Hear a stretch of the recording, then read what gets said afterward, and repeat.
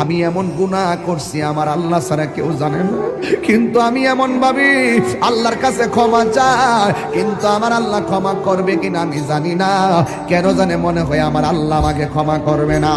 এবার মুসা নবী ডাক দিয়ে গো পাগলনি, তুমি কি এমন গুনাহ করছো যে এই গুনাহের কারণে আল্লাহর কাছে তওবা করার পরও তোমাকে তওবাটা কবুল হবে কিনা তুমি মনে করতে পারো না। এবার মহিলা ডাক দিয়ে বলে, নবী গো, আপনি তো আল্লাহর সঙ্গে কথা বলেন, আপনি আল্লাহরে যাইয়া আমার নামটা ধরে কইবেন আমি মহিলার দোয়া আল্লাহ কবুল করছেনি, আমার গুনাহগুলো আল্লাহ মাফ করছেনি। এবার মুসা নবী ডাক দিয়ে মহিলা, তুমি কি এমন গুনাহ করছো যেই জন্য তোমার কথা আল্লাহর কাছে গিয়ে আমি তুলে ধরার জন্য বলেছ? এবার মহিলাটা ডাক দিয়ে বলে, নবী গো, আমি একটা অন্যায় করছি। কই কি অন্যায়?